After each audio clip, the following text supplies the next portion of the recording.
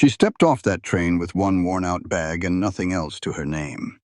He was a stranger who had placed an advertisement for a wife, not because he wanted romance, but because the silence of that empty cabin was slowly killing him. It was supposed to be a simple arrangement, a partnership, nothing more. But within 24 hours, a storm nearly destroyed everything he had built. And when he handed her a hammer instead of telling her to stay inside, she knew this man was different. What neither of them expected was the enemy watching from the shadows, a ruthless cattle baron who wanted their land and would stop at nothing to take it. He gave them 2 weeks to sell or be destroyed. But Harrison Blackwell made one fatal mistake. He thought he was threatening a lonely rancher and a desperate woman. He had no idea he was about to face 2 people who had finally found something worth fighting for. This story will show you the deepest truth about love. It isn't built on perfect circumstances. It's built on the daily choice to stay and fight when walking away would be easier. If you believe real partnership means standing together through the storms, leave a comment below and subscribe so you never miss another story about love that's earned, not just promised. The heat at that dusty train station was a physical thing. Caleb squinted at the shimmering tracks, wondering if she'd even show. He wouldn't blame her if she took one look at the endless scrubland and headed right back. Then the train whistle cut through the silence. It groaned to a halt, hissing steam like a tired beast. And there she was, Mara Ellison. She wasn't fancy, wearing a plain dark blue dress covered in the dust of a long journey. But her eyes, Lord, her eyes were steady. They scanned the platform, sizing everything up, until they landed on him. She walked down those steps with a purpose, carrying a single worn-out bag. He tipped his hat. "Miss Ellison." "Mr. Wright," she said, her voice a little raspy from the trail. He reached for her luggage. "This all you brought?" She held it for a beat before letting go. "I travel light," she said. "Anything else I need, I'll find or I'll make." Right then, Caleb knew she wasn't like anyone he'd ever met. This was a woman who knew how to take care of herself. The wagon ride to the homestead was quiet at first, just the creak of the wheels and the clop of the horses' hooves. Finally, Mara broke the silence. "Why'd you place the advertisement?" Caleb's jaw tightened. He'd been dreading this question.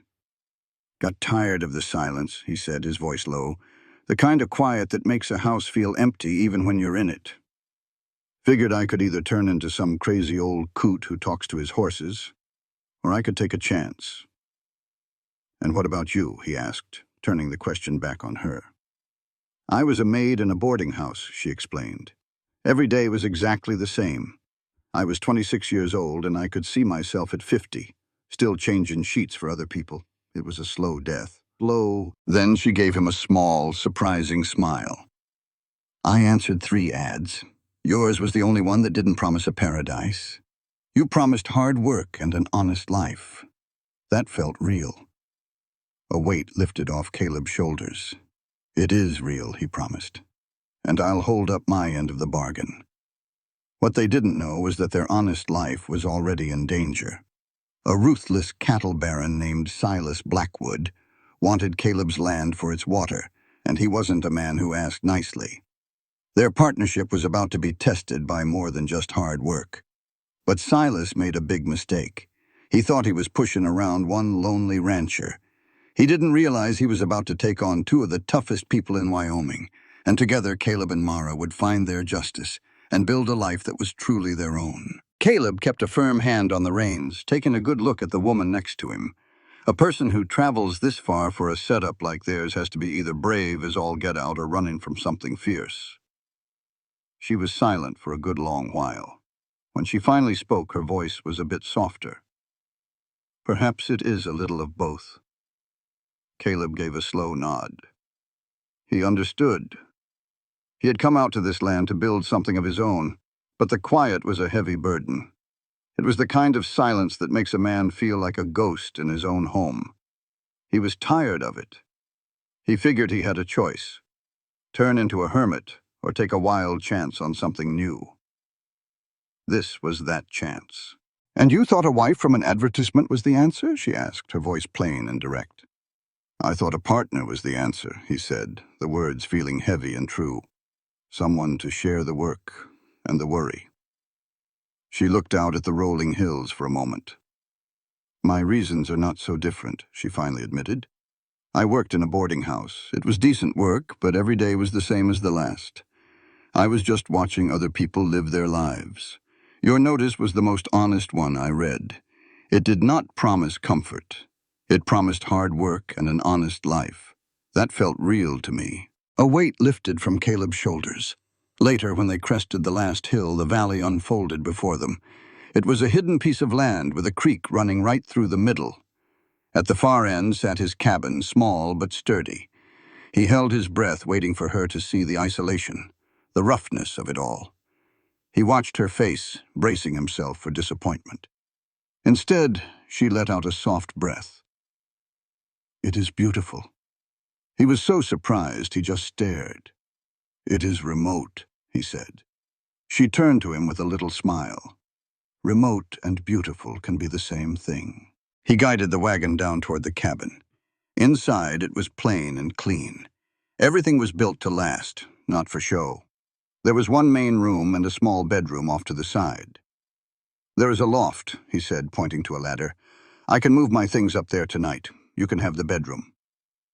"That does not seem right," she said, facing him. "This is your home." He shook his head. "I want this to be your home, too. Not just a place you are staying." A silent understanding passed between them. This was more than just a business deal. They could both feel it. Her hand, when he helped her down from the wagon, was calloused and strong. It told him she was not afraid of work, just like she had claimed. She stepped onto the soil and took a long look around, at the solid cabin and the wide open sky. This was her home now. "Let me show you the inside," Caleb said, his voice a little rough. He watched as she took in the simple room, the sturdy table, and the stone hearth. It was not much, but it was honest. And for the first time in a long time, it did not feel empty. Being out here wasn't always a pretty sight, and Caleb knew it. He felt a mite awkward seeing his place through her eyes. But Mara looked right past the rough edges. After living in a boarding house for 8 years with 30 folks and just 2 washrooms, she told him, "Having your own space is a treasure." This was more than enough. Just then, a low rumble turned their heads to the window. Dark clouds were boiling up in the west. "Storm's coming in hot," Caleb said. He started for the door. "I need to get the animals secured." Mara didn't hesitate. "I will help." He saw a look in her eyes that said she wasn't asking for permission. "All right," he agreed, "but we gotta move fast." Outside, the wind was already whipping dust around their ankles, carrying the smell of rain. The cattle were already heading for the trees, smarter than most folks about what was coming. Caleb watched her for a second, seeing how she moved with a purpose. "You know your way around a farm," he stated more than asked. "My daddy had a place before he passed," she said, her hands already busy checking a latch on a stall. "I remember enough. They didn't need more words. He told her what needed doing, and they split up, working against the darkening sky. He gathered the loose tools while she, with a surprising knack for it, got the chickens into their coop just as the wind started to howl. The first raindrops hit like little stones. Caleb saw the wall of gray coming across the valley, a solid curtain of rain swallowing the whole world. Lightning spiderwebbed inside the clouds, and the thunder that followed shook the ground. "Inside now!" he yelled, grabbing her arm. They scrambled for the cabin just as the sky opened up. They barely made it to the porch before the deluge hit, soaking them to the bone. Rain beat on the roof like a drum. "Is the barn gonna hold?" Mara asked, her voice tight over the roar. "Built it to," he said. But just as the words left his mouth, a sound like a giant bone snapping tore through the air. It wasn't thunder. Caleb's stomach dropped. He pressed his face to the glass, trying to see through the downpour. "What was that?" Mara whispered beside him. It could have been anything he'd spent years building. For what felt like an eternity, They just stood there, listening to the storm rage. Finally, the wind started to settle, and the rain softened. The world outside turned gray and quiet. "I got to see the damage," Caleb said, grabbing his coat. "I am coming with you," she replied, and he didn't even think to argue. The air smelled clean and raw, like torn earth. As they came around the side of the cabin, they saw it. A huge pine tree, ripped right out of the ground, had smashed across the corral fence. "Could have been worse," Caleb breathed out, a mix of relief and frustration. "Could have hit the barn." Mara pointed where the cattle had scattered through the broken fence. They had to fix it before dark, or they'd be hunting livestock for days. He looked at the massive tree, the work stretching out before them. Without a word, Mara went to the tool shed and came back with a saw. "Just tell me where to start." They worked until the sun bled gold and pink across the sky. He swung the axe, and she cleared the branches, her movement sure and steady. When it came time to lift the heavy broken posts, she took her share of the weight without a single complaint. By the time they had a rough fence back up, twilight had settled in. It wasn't pretty, but it would hold the herd. Back in the cabin, Caleb lit a lamp while Mara took stock of the food. "I can cook us something," she offered. "Beans, bacon, coffee," he listed. Not much to it, but she made a meal of it with cornbread that tasted better than anything he'd managed on his own. "This is real good," he said, honestly surprised. "My mother's recipe," she said quietly. "She died when I was young. My father tried to keep the farm, but his heart wasn't in it anymore." She looked him in the eye. "He died a few years later. A factory accident." "That's a hard road to walk alone," Caleb said softly. "I had a place," she corrected him. "The woman who ran the boarding house was kind. But kindness isn't the same as belonging. I always felt like I was just waiting for my real life to start." He knew that feeling all too well. "Is that why you came all the way out here," he thought, "to finally start living?" They cleaned up in an easy silence, a simple rhythm of washing and drying. He made a place for himself up in the loft, insisting she take the bed. "Thank you, Caleb," she said, her voice soft in the lamplight. "For what?" "For treating me like a partner today," she said, finding the right words. "Not like something you own." A warmth spread through his chest. "That was the deal we made." "Yes," she agreed, "but a deal is just words. Doing it is another thing altogether." The night sounds seeped in around him, the chirping of crickets and the far-off call of a hoot owl. "You get some sleep," Caleb finally said. "Tomorrow we'll get a proper start on fixing things." Mara just nodded and headed for the bedroom, but she paused in the doorway. "Caleb," she said, her voice steady, "I meant what I told you at the station. I've already made my choice to stay. Whatever is coming, I'm here for it." After the door closed, her words hung in the air. He climbed up to the loft, his whole body aching from the day's labor. Through the little window, he saw the stars finally breaking through the clouds. He'd bet everything on a complete stranger, on a deal that could have gone sideways in 100 different ways. And it still might. But listening to the soft sound of another person breathing down below, Caleb felt something he hadn't felt in 7 long years of being alone. He felt a sliver of hope. Morning came too soon, announced by the roosters. Caleb woke to a strange sound, the quiet shuffling of someone downstairs. Then he remembered. Mara, the storm, all that fence that still needed mending. He climbed down the ladder and found her, already dressed and stoking the fire in the stove. She looked tired but determined. "Coffee's about ready," she offered. "Hope I didn't wake you." "Rooster took care of that," he said, stretching out the kinks in his back. "You didn't need to be up this early." Force of habit. At the boarding house, we were up at 5 o'clock every morning. She poured them both a cup, and they took him out onto the porch. The air was crisp and clean after the rain. "It really is a beautiful place," Mara said softly, looking out at the valley. "Even with all the damage. You should see it in the fall, The whole mountain looks like it's on fire." Caleb was surprised how easy it felt standing there with her. "Well, looking at it won't get the work done. Let's eat and get to it." They spent the morning rebuilding the corral fence. Caleb showed her how to set the posts deep so the winter freeze wouldn't push him out, and how to brace the rails to hold back a nervous herd. Mara was a quick learner, asking smart questions. Her hands, already blistered from the day before, were wrapped in rags she'd made into gloves. She never complained, but he saw her flinch when she gripped the tools. "Time for a break," he said. "You're going to tear those hands up something fierce." "I'm fine. You're stubborn is what you are." A little smile touched her lips. "I've been told." "Come on, I've got some salve in the cabin that'll help."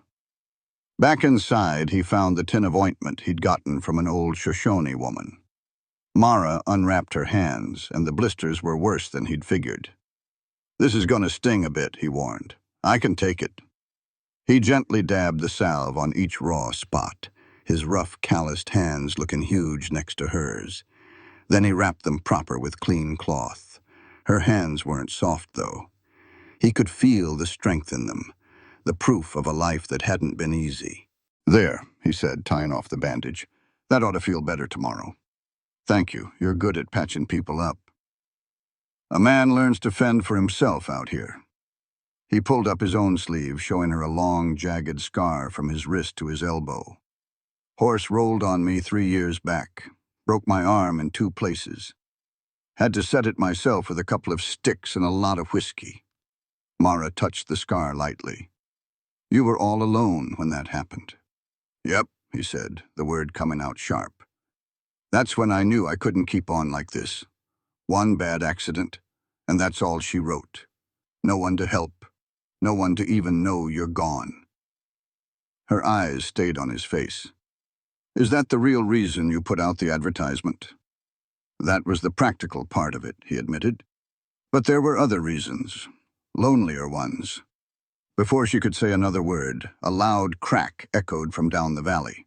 It wasn't thunder. Caleb was on his feet in an instant. "What was that?" Mara asked right behind him. "Sounded like it came from the north pasture." He grabbed his rifle from its rack over the door. "You stay put." "Like hell I will," she shot back, already grabbing her shawl. They hurried toward the sound. When they came over a small hill, they saw the problem. A young calf was tangled up in some old wire, lying motionless on the ground. "Damn it," Caleb muttered, breaking into a run. The poor thing had fought until it had no fight left. "Is it alive?" Mara whispered, kneeling beside it. "Barely.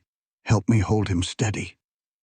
While Mara soothed the calf, Caleb carefully worked his knife to cut the twisted wire. It took some doing, but finally the last strand snapped free. The calf took a shaky breath. Caleb knew it wasn't out of the woods yet. He gently lifted the animal, its small body feeling heavy as lead, and started the long walk back to the barn. He knew this calf's survival, just like his own, now depended on not being alone. He worked carefully, snipping the last bit of wire from the calf's leg. The little fella scrambled up, and its mama rushed over, nudging it all over. The wire had left some deep gashes, but it looked like he would pull through. "Will he be okay?" Mara asked. "He should be, but this is on me." Caleb kicked a heap of rusted wire, mad at himself. "I knew this mess was out here. Been putting off cleaning it up for 2 years. You're just one man on a huge piece of land," she said, dusting herself off. "Things get overlooked. It ain't your fault." Her simple honesty cut right through him. She had a point. "Help me walk the area," he said, starting to coil the old wire. "Let's find the rest of this junk before another critter does." She kept right on working. By noon, they were both drenched in sweat. They hauled the rusty wire back and dumped it by the barn. "Need some water," Caleb said, leading her to the creek. They knelt and drank deep from the cold, clear stream. It felt like a blessing. "How do you manage this every day?" Mara asked, water dripping from her face. "You get tough or you get gone," he replied, looking her over. "How are you really doing?" She glanced at her torn dress and bandaged hands. I'm worn out. I ache everywhere. And I've never been this hot in my life. She looked him square in the eye. But I haven't felt this alive in 10 years. A new thought took hold in Caleb's mind. Maybe this could work. Good, he said, because it's about to get harder. Just then, a low rumble rolled through the valley. The western sky had turned ugly. A solid wall of dark clouds was building with a strange green glow underneath. That looks bad, Mara said. It is, Caleb said, already moving. That's a dust storm, all wind, no rain. It'll tear the paint off the barn and choke anything caught out in it. How much time? An hour, maybe. His mind was racing. We got to get the animals sheltered and batten down the cabin. They hurried back. Caleb grabbed tarps while Mara shut the windows. He nailed the canvas over the glass as she helped get the chickens and horses secured. The cattle were spooked and scattered, so they pushed the herd toward the protection of the trees. The wind was picking up hot and full of grit. That's all we can do for them, Caleb yelled over the wind. To the cabin, now! The storm was a giant brown wall racing toward them. The air grew cold fast. They barely made it inside before the first gust hit, slamming the door shut behind them. He bolted it and jammed a chair under the handle. The whole cabin shook. Outside, the world went from brown to black. Plug up the gaps, Caleb yelled. They stuffed rags into every crack as the wind howled. Fine dust was already getting in, making them cough. They tied bandanas over their faces. Something big crashed outside, but the sound was lost in the storm. Caleb lit a lamp, but its glow hardly made a dent in the darkness. Mara stood close, just so they could hear each other over the awful noise. His arm held her steady. She yelled into his ear, "How much longer?" He shouted back, "Could be a little while, could be all night." They leaned hard against the stove as the whole cabin rattled. Dust rained down from the ceiling. In the screaming dark, time just stopped. Caleb started counting his own heartbeats to feel the moments pass. Suddenly, Mara squeezed his arm. He heard it too. A sound different from the wind. It was a sharp crack, a terrible tearing, and then a heavy thud that shook the very floorboards. The lamp flame sputtered and died, leaving them in total blackness. "Get down," Caleb said, pulling Mara low to the ground. They huddled together, blind as the storm tried to rip their world apart. When the wind finally calmed, a faint light returned. Caleb spoke first. "Stay put. I will go check." She replied, "We will go together." He did not argue. After clearing the rags from the doorway, Caleb tried the handle, but the door was stuck. Something outside was holding it shut. "Push with me," he said. They put their shoulders into it, and the door gave way a little at a time. Whatever blocked it fell aside with a loud crash. They stepped out into a world that had changed completely. A thick haze of dust turned the air brown. The yard was a mess of broken branches and twisted metal. But the sight of the barn made Caleb's heart drop. A huge cottonwood branch had smashed right through the roof. "The horses," Mara whispered. They ran toward the disaster. Inside, the horses were panicked but safe in a far corner. Hay and dust filled the air, making it hard to breathe. And there, pinned beneath a heavy roof beam, was one of their cows. She was the gentle brown one, the one expecting a calf. Caleb fell to his knees beside her. The beam lay across her back legs. She was alive, but her eyes were wide with terror. "Can we move it?" Mara asked, already testing its weight. "It is too heavy. We need something to pry it up." "Something to—" Caleb frantically looked around. "That iron bar, we can use it like a lever." They jammed the bar under the beam and used a block of wood for support. Caleb threw his whole body into lifting while Mara tried to pull the cow clear. The beam rose a few inches, but the animal was too heavy for Mara to drag by herself.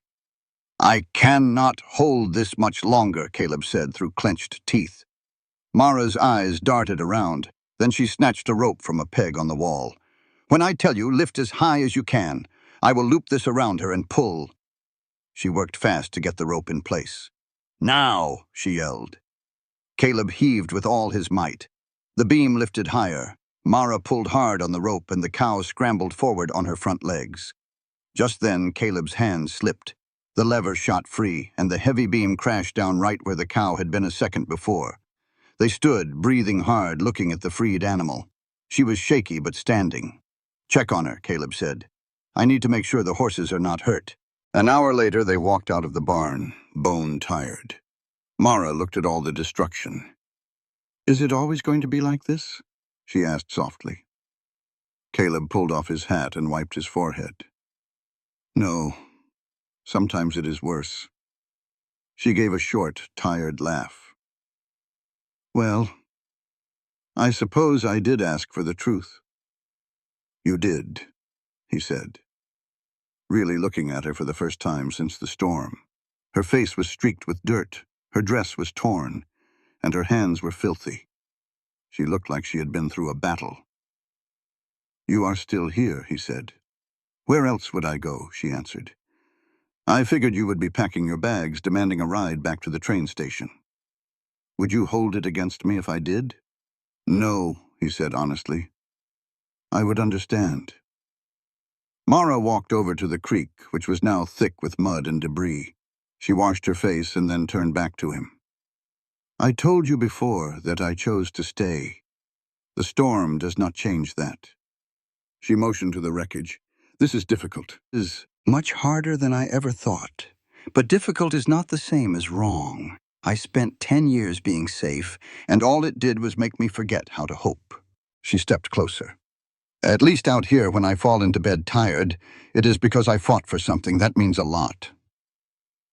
Caleb felt a tightness in his chest ease up. "We should eat and rest.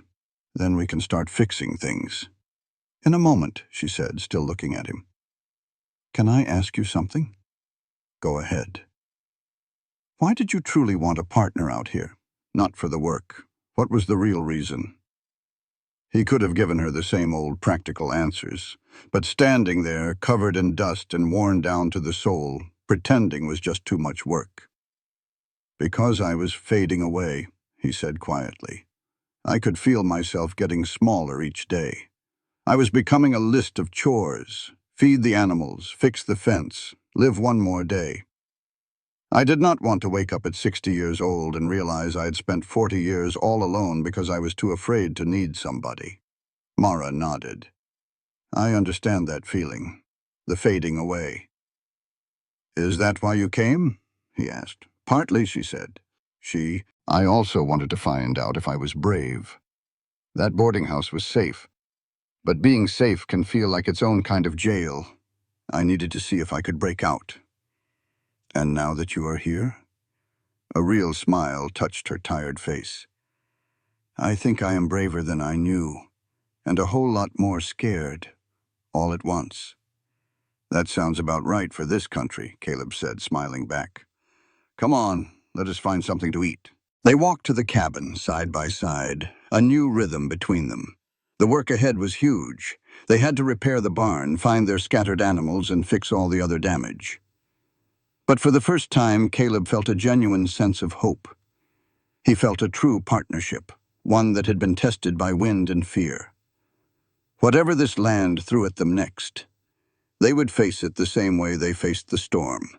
They would face it together, too stubborn to break. He was starting to think that might just be enough to build a life on. The barn took 3 hard days to fix. 3 days of hauling wood and hammering nails under a punishing sun. Caleb's hands were full of splinters and Mara's were covered in blisters, but piece by piece they patched the roof and made the structure strong again. On the 4th morning, Caleb woke up and saw Mara standing by the chicken coop.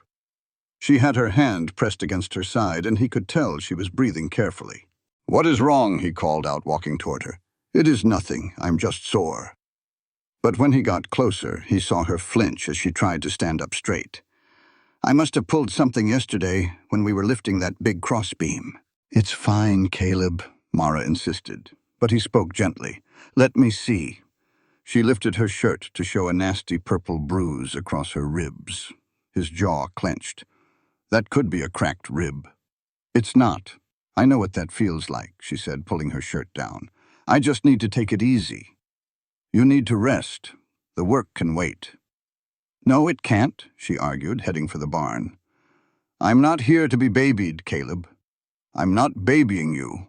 I'm trying to keep you from getting hurt worse, he said. Please, just for today. The pain in her face gave her away. Fine, one day. So she mended clothes while he fixed the fence. By midday, the heat was unbearable. Caleb's head pounded with every swing of the hammer. He was setting a post when the whole world went sideways on him, and he stumbled hard against the fence rail. The heat hit him like a hammer, and the world started to spin. Mara was there in a flash, guiding him to the ground. She held a canteen to his lips.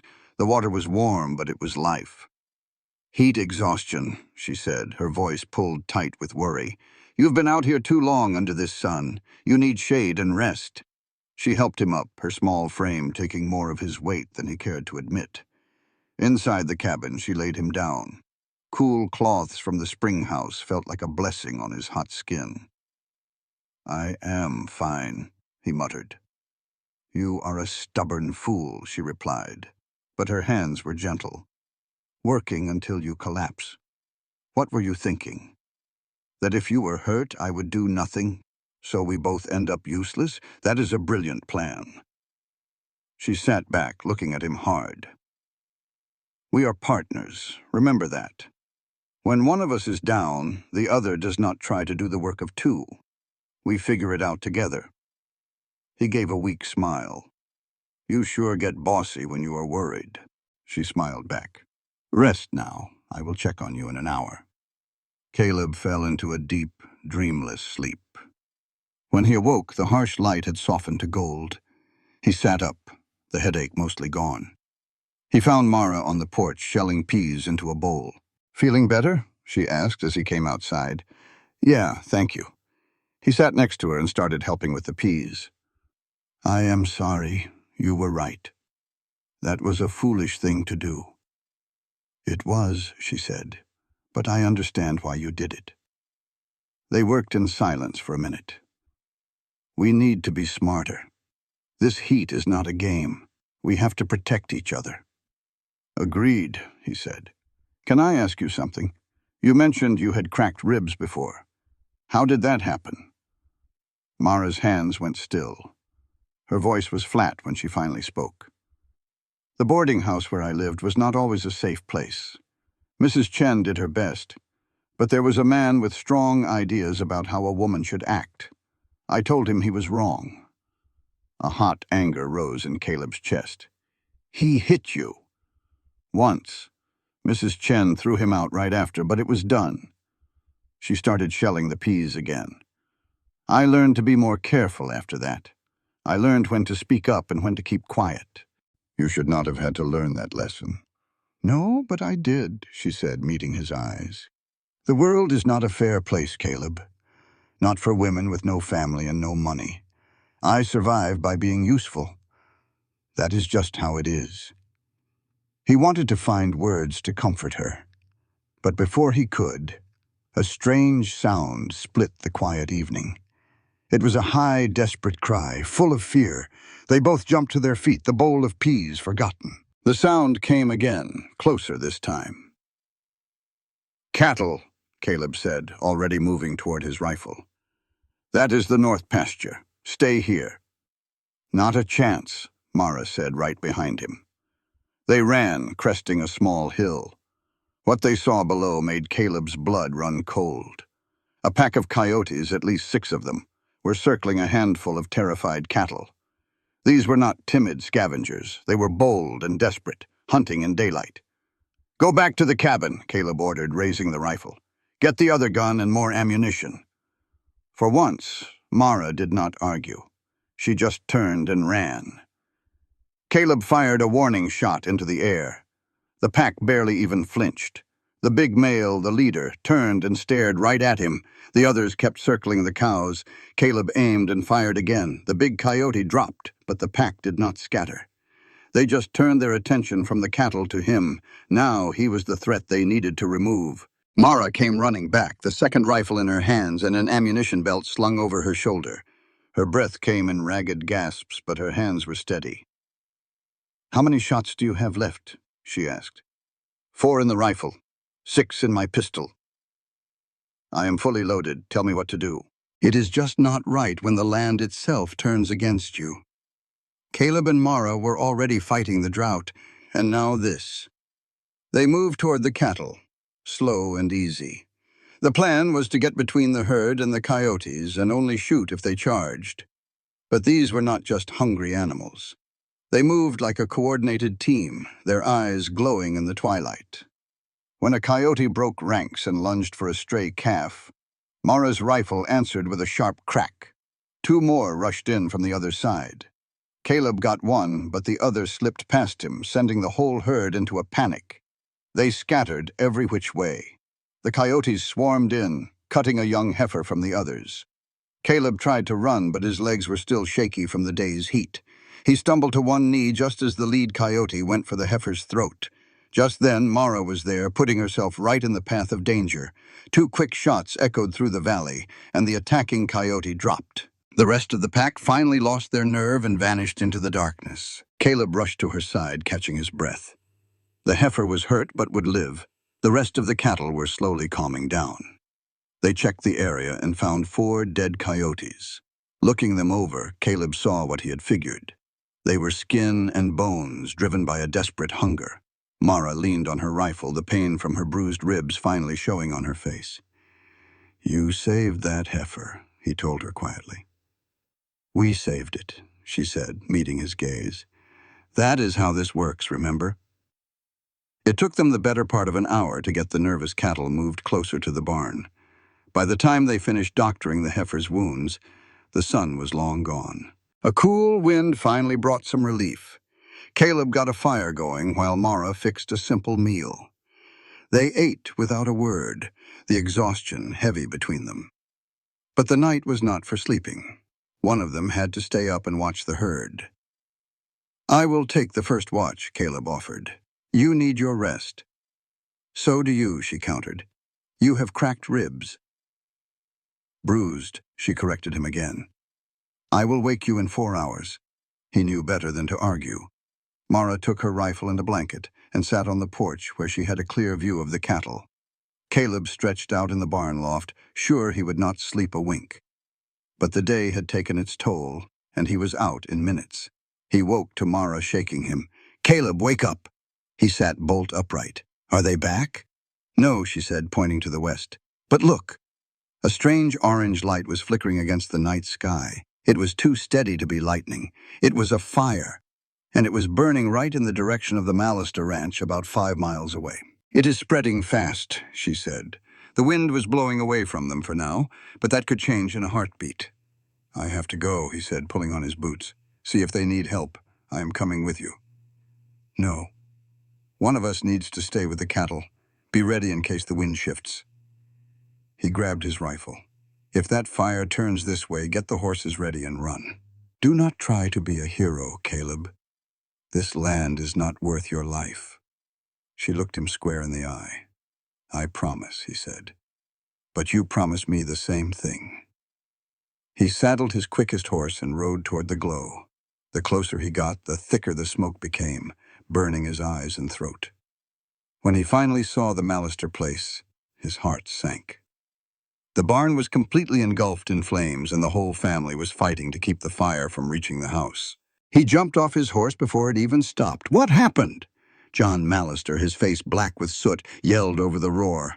"Lightning strike in the hayloft. We got the animals out, but the barn is gone. Help us soak the house, Caleb. If we lose it, we lose everything." Caleb joined the bucket line, working shoulder to shoulder with John and his sons. For hours, they threw water against the side of the house as the fire raged. Finally, as the first light of dawn appeared, the fire began to die out. The barn was nothing but smoking rubble, but the house was saved. "I am sorry, John," Caleb said. The older man just shook his head. "We are all alive. That is what matters. We will rebuild." "Thanks for coming, son. A lot of folks would not have." "Neighbors help neighbors," Caleb replied. "That is the only way we survive out here." By the time Caleb got back to his own valley, the sun was up. He saw Mara moving among the cattle, and a wave of relief washed over him. When he dismounted, she was right there. "They are all right," he said, his voice raspy from the smoke. "The Mallisters are safe. They lost the barn, but they are safe." He swayed, the long night finally catching up to him. "Come on," she said, taking his arm. "Let me take care of you for a change. You are always trying to carry the whole world on your shoulders." He was too tired to argue. Inside, she sat him down and made him breakfast. He ate without really tasting it. When he was done, she pointed toward their room. "Sleep," she said softly. "I will watch over things." "You haven't slept either," he said. "I'll rest after you do. We'll take turns." She gently pushed him toward the bedroom. "Go on." He dropped onto the bed, but his mind wouldn't shut off. He kept thinking about the fire, the coyotes, and every other disaster. How much more could they handle before they broke? A soft knock pulled him from his thoughts. Mara came in with a bowl of water and some rags. "You have some burns that need cleaning."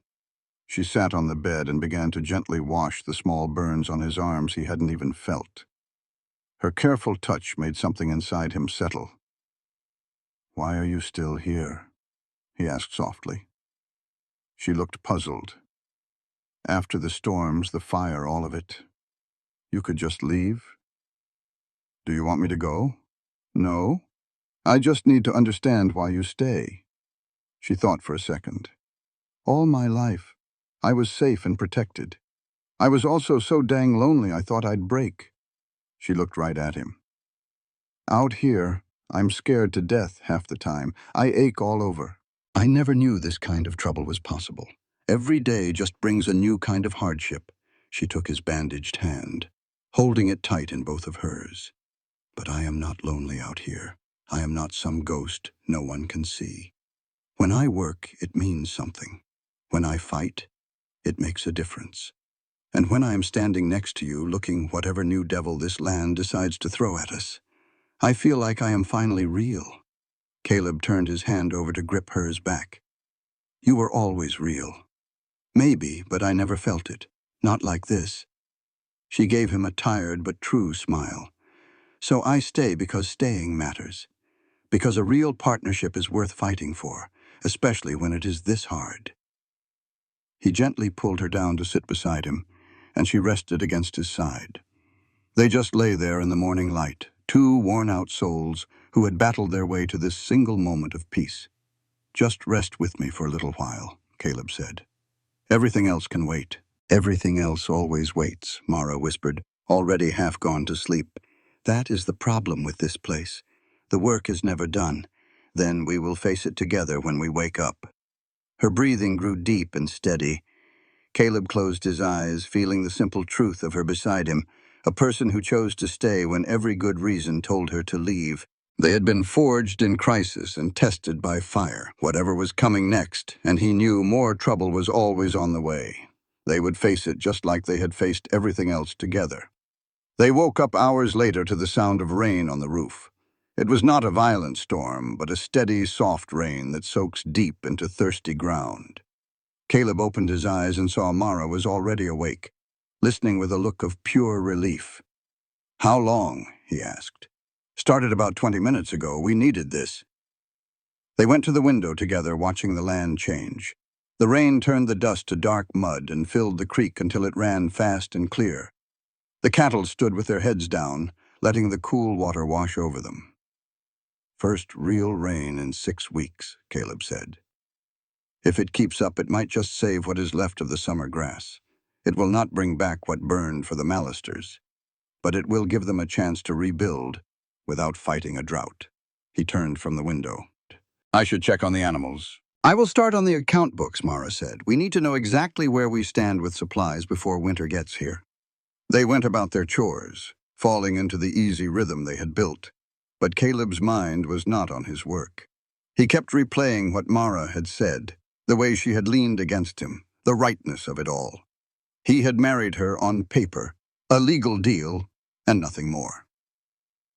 But standing there in the rain, watching her through the window, he finally admitted the truth to himself. Somewhere between the train platform and this very moment, his sense of duty had turned into something else entirely. He was falling in love with her. The thought should have scared him. Love makes a man weak, gives the world a way to break him. But instead of fear, Caleb felt a quiet certainty, as if his heart had known this truth long before his head caught up. The rain fell all afternoon, a steady blessing that turned the valley from brown to green. That evening, the air smelled clean and alive. The numbers in the ledger were not as bad as they could have been, but they were not good. "We lost feed and tools in the barn collapse," she said. "And if this drought does not break for good, we will have to buy more feed to get the cattle through the fall. Can we afford it?" "Barely, if we are careful, and if nothing else goes wrong." "That is a whole lot of ifs," he said. "We will manage. We always do." "Caleb," she said, her voice soft but serious, "I need to ask you something, and I need an honest answer." "All right. If I had not come here, if you were still trying to do all this by yourself, would you make it through the winter?" He could have lied, but she deserved the truth. "No," he said quietly. "I do not think I would have. The work was already too much for one man. Now it is impossible. I would have had to sell off most of the herd just to get by. Why did you not tell me how bad things were?" "The truth is, we are fighting for our lives out here," he said. "One bad turn could end everything I have built." "Everything we are building," she corrected him. "This is not just your fight anymore." Before he could answer, a noise cut through the rain. Hoofbeats coming fast. Caleb was on his feet in an instant, rifle in hand. A rider appeared out of the dark, hunched low over his horse. "Caleb, right!" the man yelled. "That is me! Who are you?" The rider slid off his horse, and in the light from the cabin, Caleb saw it was Sam Chen, the son of the woman who had taken Mara in years ago. He looked pale with worry. "Sam, what in the world are you doing out here?" "Looking for you," he said, glancing past Caleb to Mara in the doorway. "Miss Ellison, Mara. I am so sorry to come here like this, but there is trouble." "What kind of trouble?" Mara asked. "My mother. She is sick. Real sick. The doctor says it is pneumonia. She needs someone to care for her around the clock, but our boarding house is full." He looked at Mara, his eyes pleading. "She has been asking for you." Sam looked like he'd been dragged through a knothole backwards. He stood there in the rain, twisting his hat. "Mara," he started, his voice shaky. "It's Mrs. Chen. She's taken a bad turn. She's been calling out your name in a fever." Well, that just about knocked all the color from Mara's face. It felt like the whole world was trying to pull her back to a life she'd left behind, right when she'd finally found her footing. This story is about the family you choose, and the home you're willing to fight for. It's about learning that sometimes the biggest risks are the only ones worth taking. "Of course I'll come," Mara said, already moving. "How long's the ride in this downpour?" Sam looked at his worn-out horse. 6, maybe 7 hours. Caleb's mind was spinning. 7 hours there, 7 hours back. The work on the ranch would fall squarely on his shoulders again just when they could least afford it. But looking at the raw loyalty on Mara's face, he knew she had to go. He had to. "Take my horse," he said, his voice firm. "He's fresh. I'll see to yours." "Caleb, I can't ask." "You're not asking. I'm offering." He caught her arm gently. "Go on now. Help her. We'll be here when you get back." He hoped she couldn't hear the fear in his own voice, the fear that she might not come back at all. Mara looked at him for a long moment, then stood on her toes and gave him a quick, warm kiss on the cheek. "I'll be back as soon as I can, I promise." She gathered a few things, some clothes, their small stash of medical supplies, and the little bit of money she had saved. Caleb helped her saddle his horse, checking the cinch twice to be sure. "Ride careful," he said, handing her the reins. "The trails are going to be slick as a greased pig." "I will," she promised. Then she looked down at him. "Thank you for understanding."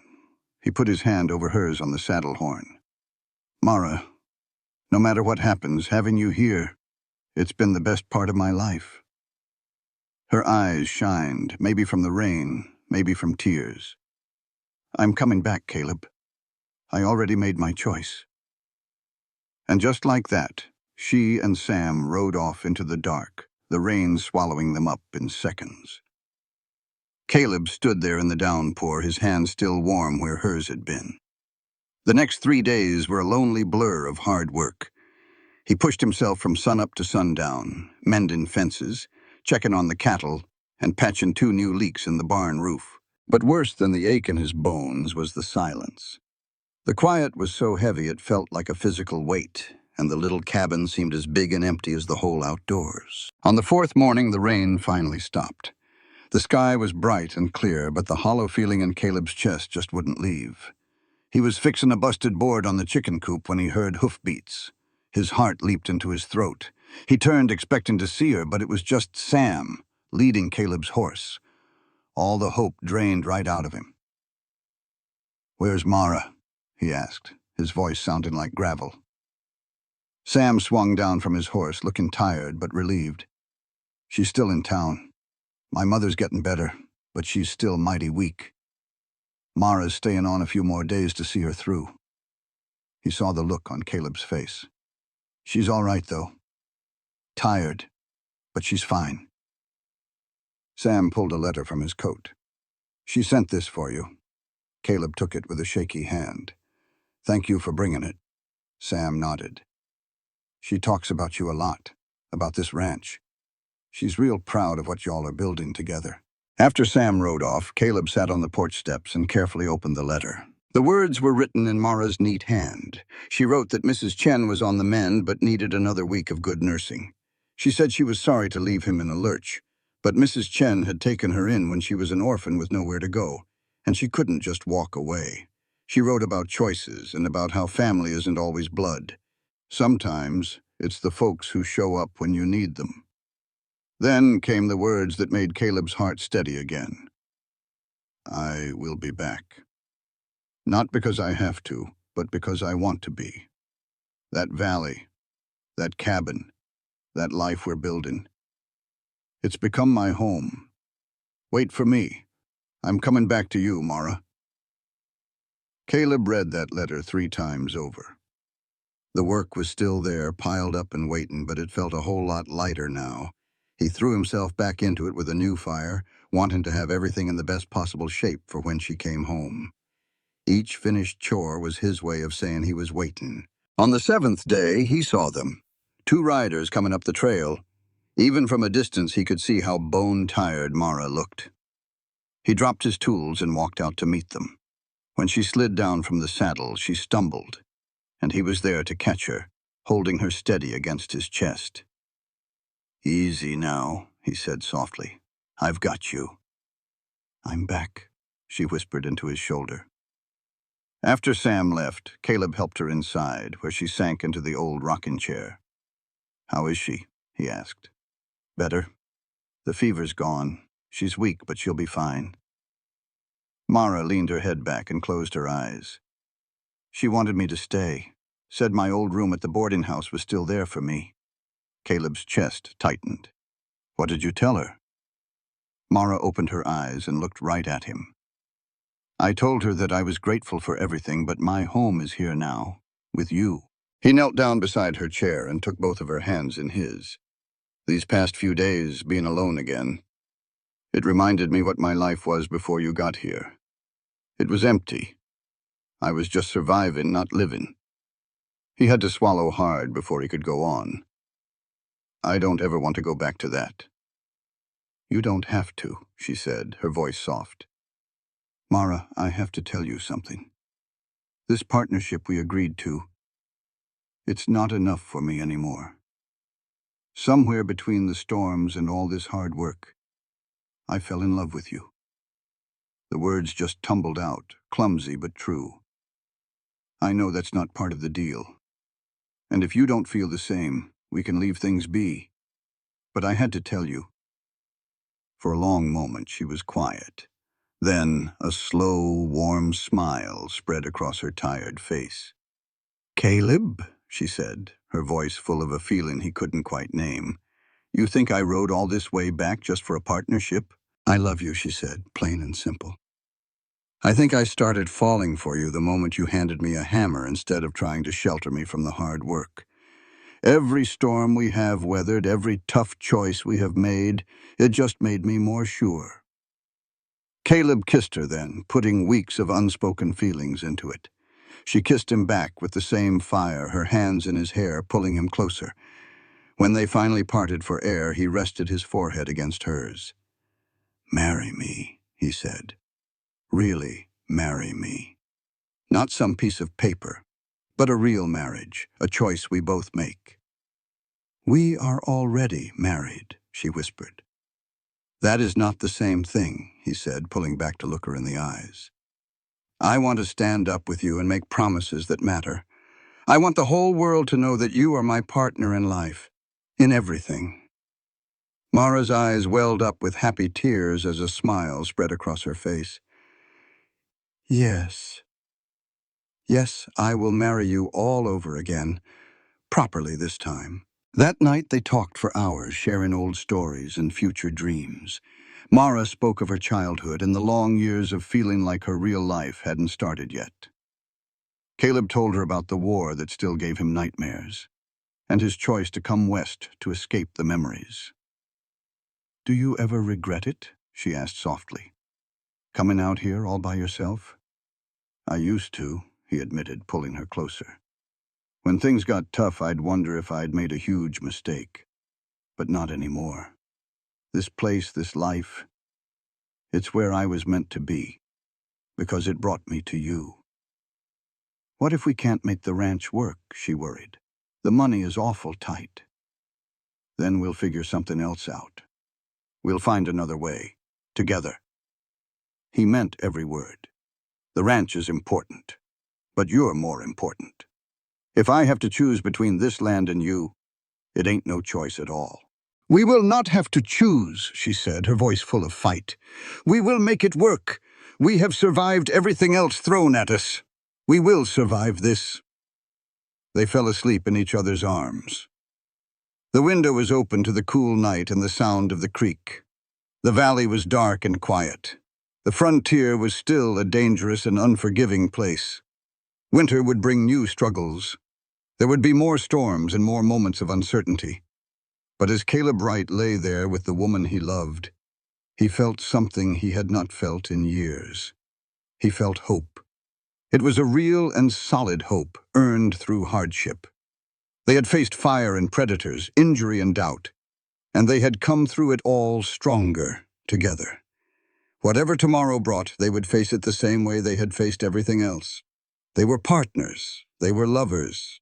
They were two people who kept choosing each other even when it was hard. In the deep quiet of the Texas night, Caleb finally understood what made a marriage real. It was not a piece of paper or words spoken in front of a crowd. It was the daily choice to stay, to fight, and to build a life that mattered, together. They had been making that choice since the day Mara stepped off the train with nothing to her name. That night, a good, steady rain finally came and washed the dust from the whole valley. The next morning, Caleb woke before dawn, as he always did. But this time was different. Mara was asleep beside him, her hand resting over his heart. As the sun came up, her eyes opened, and she gave him a warm smile. "Good morning," she whispered.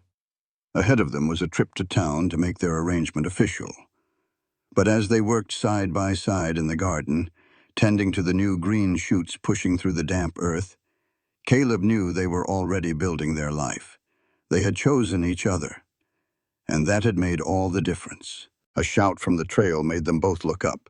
A wagon was coming on fast with John Mallister at the reins. Caleb felt a knot tighten in his gut. Neighbors like the Mallisters did not just drop by unless there was trouble brewing. John pulled up, his face grim. "Caleb, Mrs. Wright." "What is it, John?" Caleb asked. "Trouble," John said flatly. "The kind that is coming for all of us."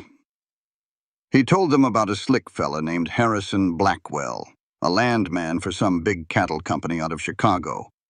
This Blackwell character was trying to buy up all the small ranches. He did not make an offer, John said, his jaw set hard. It was a demand. Said I had 2 weeks to sell, or they would tie me up in court over property lines and water rights until I was broke. He is going after everyone, John continued. And he has been asking about you too. Mara grabbed Caleb's arm. Can they just do that? Can they just force us out? With enough money, John sighed. They can make your life a living hell until you got no choice but to quit. A legal fight would ruin them, and Caleb knew it. That was their whole plan. We fight them, John declared. But we do it together. I am calling a meeting at my place tomorrow night. We all need to be there. After they left, the silence felt heavy. The little ranch they had worked so hard for suddenly felt like it was sitting on shaky ground. This fight could cost us everything we have, Caleb said, looking right at her. We could just sell, Caleb. Take what little they are offering and start over someplace new. Is that what you truly want? No. But I need you to understand what staying means. I need you to know what this fight will cost. She gazed out across the valley where the creek was running full and the grass was turning green from the recent rains. This cabin was their home. They had defended it from storms, from predators, and from their own doubts. We have bled for this land, she thought. I am not giving it up. Not without one heck of a fight. Even if that fight leaves us with nothing. She met his eyes, her own steady and clear. Yesterday, you asked me to marry you for real, to choose this life without reservation. Well, this is part of that choice, Caleb. The hard times, the scary times, and the battles we might not win. I am choosing all of it. A tangled mess of relief, love, and fear tightened in Caleb's chest. All right then, he said, his voice thick with emotion. We fight. They spent the rest of that day getting ready. They checked their account books again, seeing just how thin their savings were. They wrote down every single improvement they had made to the property. They gathered up all their cash and hid it in several different spots around the cabin. That evening, they sat together on the porch watching the setting sun paint the valley in shades of gold and amber. The sight was so beautiful it was almost painful. This place, the home they loved so dearly, might soon be ripped away from them. Tell me something, Mara said, her voice a soft whisper in the twilight. When you first staked your claim out here, what kind of life did you imagine for yourself? Quiet, he answered with a short laugh. Independent. Simple. Turns out I was wrong about every last bit of it. Do you have regrets? She asked. Not a single one, he said, taking her hand. What about you? When you answered my advertisement for a wife, what were you hoping to find? Honestly, I was not hoping for anything in particular. Just a chance to be somebody. To be more than just invisible. She leaned her head against his strong shoulder. I surely got that. Plus a few things I never even knew I wanted. Like sitting here with a man who truly sees me, who trusts me to stand right beside him when everything gets tough. Like belonging to a place so completely that the idea of losing it feels like a physical pain. It is a love that is earned through struggle, not just promised with empty words.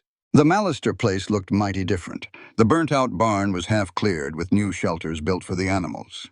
At least a dozen other ranchers had already gathered in the yard when Caleb and Mara rode in. Their faces showed a mix of worry, anger, and grit. John Mallister stood on the porch. Thanks for coming, y'all, he said, his voice carrying over the quiet crowd. We are here because Harrison Blackwell and his Chicago syndicate are trying to buy up this whole valley. They are not being polite about it either. Some of you have gotten low offers. Some have been threatened. All of us are feeling the pressure to sell out. A widow named Sarah Mason, tough as nails, stepped forward. I have two choices, she said, her voice shaking just a little. Sell for pennies on the dollar or fight a legal battle that I cannot possibly afford. They are making up claims, saying my water rights are no good, that I am breaking rules I have never even heard of. They are doing the same thing to all of us, another rancher called out. "So, we need to make a choice," John said. "Do we fight together, or do we let them pick us apart one by one?" "Fight with what?" asked an old rancher named Walter Sims. "Most of us are barely getting by as it is. We cannot afford lawyers." Caleb felt Mara squeeze his arm. He took a deep breath and stepped into the center of the group. "What if we do not fight them in their courts?" he said. Every eye in the yard turned to him. "They are using the law as a weapon because they have more money. We cannot win that way. But what if we change the rules of the game? What if we make it more expensive for them to take our land than the land is even worth? We will prove our claims are legitimate. We will document every fence post, every ditch, and every building, and then we go public. We file a petition with the legislature and tell the whole territory how we are being bullied." That idea lit a fire in the group. It was a chance, and a chance was more than they had before. As they rode home, Mara said, "You did not say I back there. You said we. That is the life I signed up for. A true partnership." Over the next week, they worked tirelessly, documenting their claim. Mara had a sharp eye for detail, and she created records that were rock solid. Then, on a clear morning, they rode to town and found a judge. In a small, dusty office, they spoke their vows. They promised to be partners in hardship and in joy, to fight for each other always, and to choose each other every single day. The kiss that sealed their marriage was a sacred promise.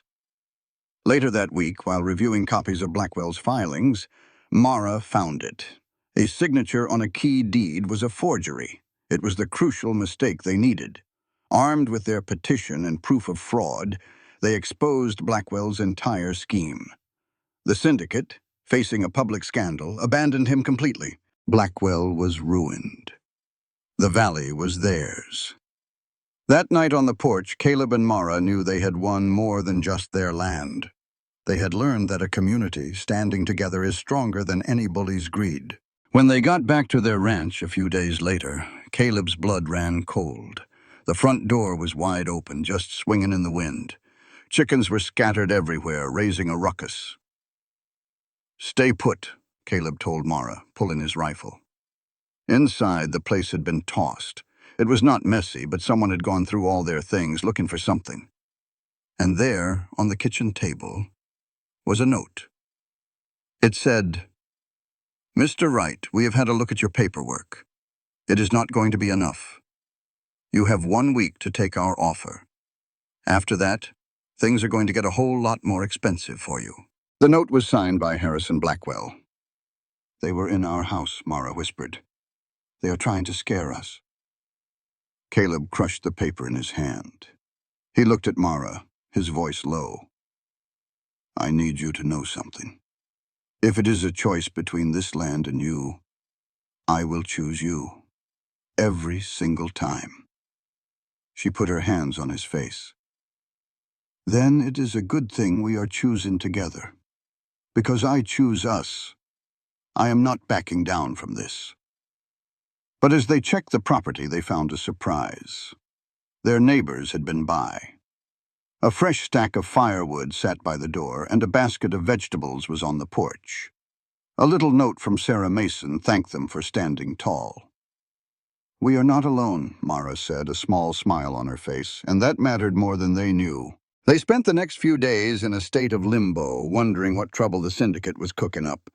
Every rider on the horizon made their hearts jump, and any new face in town felt like a threat. Then on the 6th day, John Mallister came riding in with an update.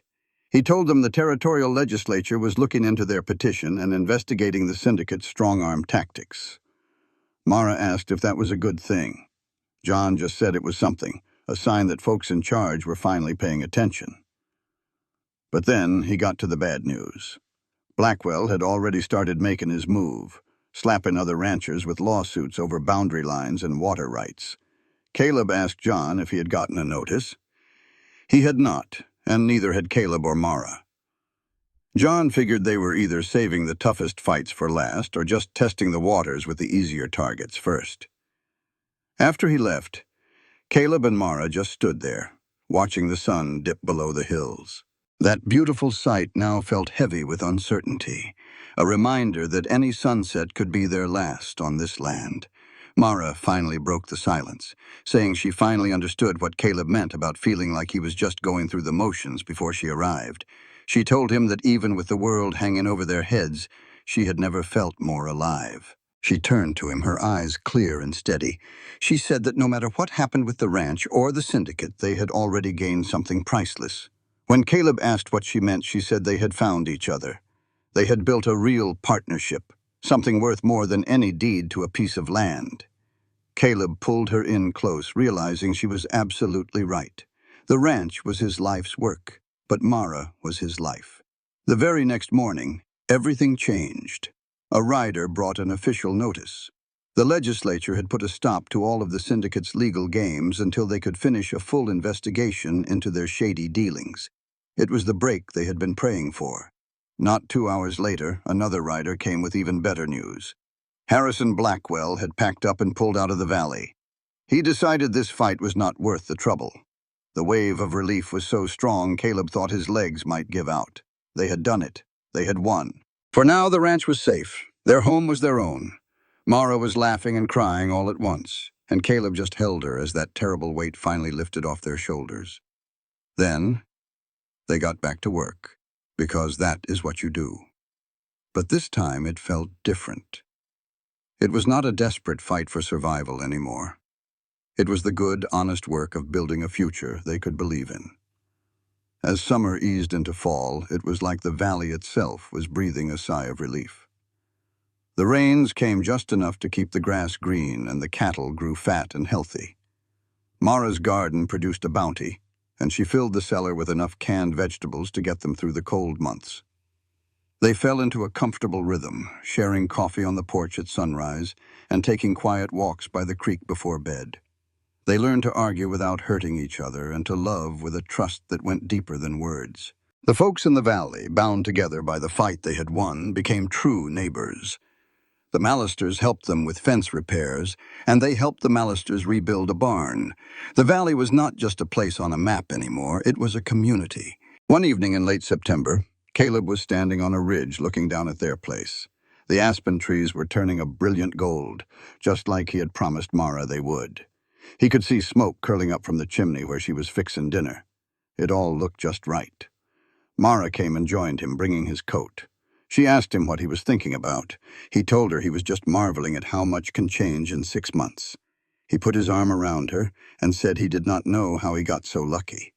But Mara shook her head. She said luck did not have a thing to do with it. She reminded him that he was the one who took a risk, who put an ad in a paper and waited for a stranger at the train station. She leaned against him, saying that he then chose to trust her, to make her a real partner. Caleb told her it was the best decision he ever made.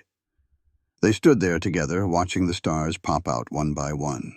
Tomorrow would bring its own set of challenges, but standing there with Mara, Caleb knew they could handle whatever came their way. They had faced down drought, fire, and a ruthless land syndicate. They had built something real out of nothing but hope and hard work. As they walked back to the cabin, Mara stopped at the door. She asked him if he ever thought about what might have happened if she had been too scared to get on that train in Kansas City. Caleb admitted he thought about it all the time, and then he thanked his lucky stars she came anyway. She just smiled in the warm lamplight.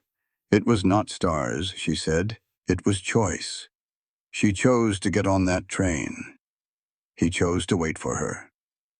They both chose to stand their ground when running would have been easier, and they chose to fight when it would have been simpler to give up. He pulled her close, realizing every hard day and every sleepless night had led them right here, to this home and this love. They went inside, shutting the door against the night. The frontier was still a wild and unforgiving place, but inside that little cabin, two people who were strangers just a few months ago moved around each other with an easy grace. They had gambled everything on a chance for a shared life, and they had won. They won not because the world was kind, but because they chose each other, over and over again. They chose to be partners through the good times and the bad, in fear and in hope. That was the rock-solid foundation of their marriage. It was not built on sweet words, but on the daily choice to stand together when standing alone would have been so much simpler. As winter drew near, Caleb and Mara got ready. They prepared for the snow, but they did it as a team, as partners who had earned their place and each other. Whatever the future decided to throw at them, they would face it the only way they knew how, side by side. They were building a life that was worth fighting for. And when you get right down to it, that is what a real marriage is. It is just two people choosing love over being lonely, choosing to build a beautiful life together instead of staying safe and separate. Model. Out there on that harsh land, facing down storms and threats of every kind, they found the most important thing. They found each other. And that was a bigger victory than any piece of property or herd of cattle. They started out with a simple arrangement to survive, but it turned into something real. It became a promise to face whatever came their way, together. They learned that real love is not about everything being perfect. It's about choosing to stay and fight when it would be a whole lot simpler to just walk away. It was about building something together, even when it felt like the world was trying to tear it down.